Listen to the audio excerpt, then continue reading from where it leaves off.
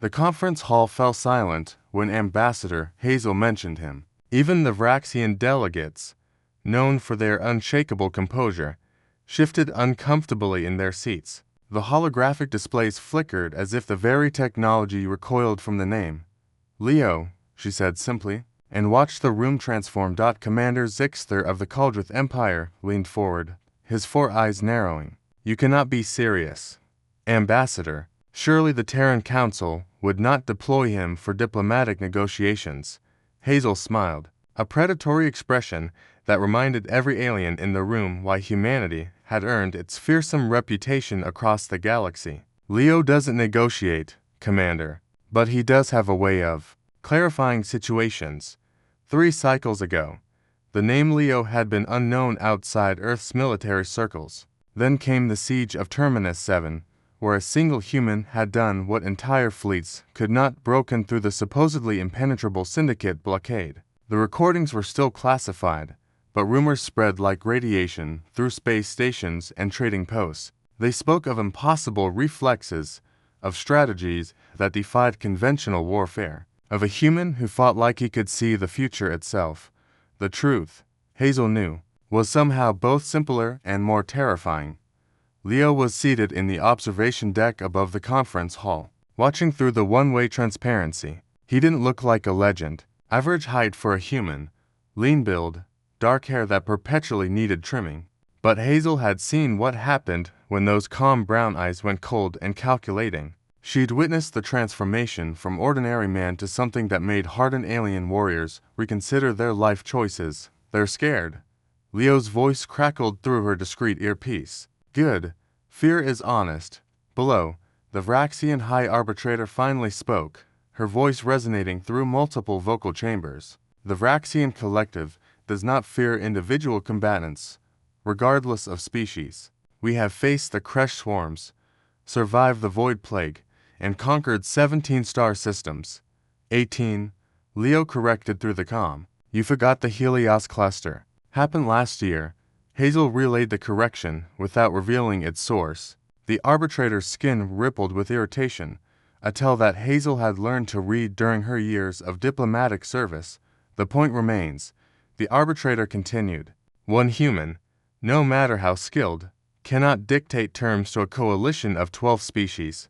Want me to come down there?" Leo asked, and Hazel could hear the slight amusement in his tone. "Not yet," she subvocalized. "Let them dig deeper first." The negotiations had reached an impasse. The coalition wanted humanity to surrender territorial claims in the Outer Rim in exchange for trade agreements. It was a terrible deal, transparently designed to test whether Earth's newfound power was genuine or exaggerated. Commander Zixter activated a holographic display showing military projections. "Our combined forces number in the millions. Our ships outgun Terran vessels 321. Our strategic positions are." The lights went out.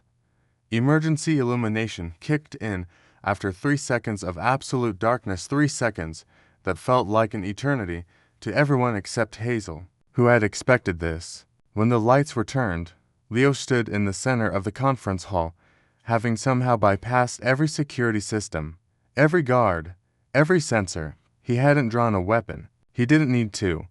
"Your strategic positions," Leo said conversationally, as if he'd been part of the meeting all along, "assume conventional warfare. They assume your enemy will respect established rules of engagement.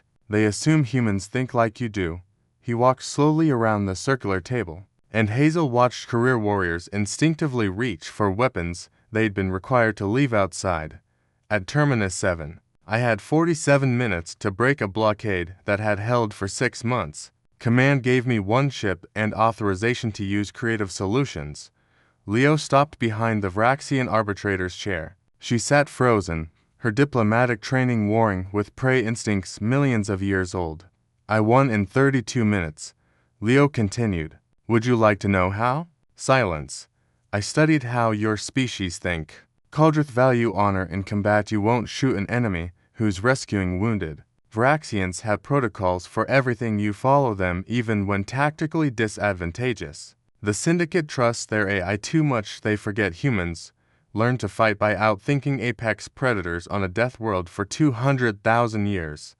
Leo placed a small device on the table. It projected a hologram of the current conference hall, showing every ship in orbit, every defensive position, every guard station. The display updated in real time. "I've been in your systems for 3 days," he said quietly. "I know your fleet positions, your security codes, your contingency plans. I know Commander Zixter has a family on the homeworld, and the arbitrator has political rivals who'd love an excuse to replace her." He paused. "I also know that your coalition is fractured, that half of you want this deal and half are being pressured by the Caldrith hardliners." The room erupted in accusatory crosstalk. Leo simply walked back to Hazel's side and waited. Hazel stood, projecting calm authority. "Gentlemen, ladies, and honored beings," Leo's demonstration aside, "let's discuss what humanity actually wants. Not surrender of your territory, not war. We want the truth. Respect as equals." The arbitrator's skin had shifted to a pale blue. Fear or respect?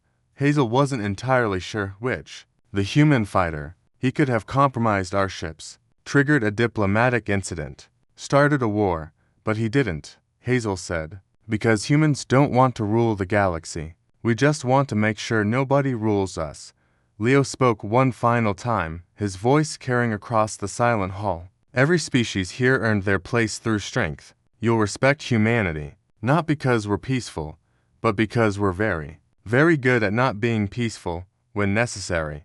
3 hours later, the coalition accepted a fair trade agreement with full territorial recognition for Earthdod as they left the conference hall. Hazel glanced at Leo. "Did you really hack their systems in 3 days?" Leo smiled slightly. "Took 40 minutes, but 3 days sounded more impressive. They'll write stories about this, you know, make you into an even bigger legend. Let them. Fear keeps people honest." He paused. "But so does showing restraint. That's what they'll remember, not that I could have destroyed their fleet, but that I chose not to." Hazel nodded, understanding at last why humanity had chosen Leo for this mission. The galaxy didn't just fear his capabilities. They feared his judgment, his control, the terrifying discipline of a predator who could kill but chose diplomacy. As they boarded their shuttle home, Hazel realized the truth. Leo wasn't the most dangerous human because he was the best fighter. He was the most dangerous because he knew exactly when not to fight, and that made all the difference.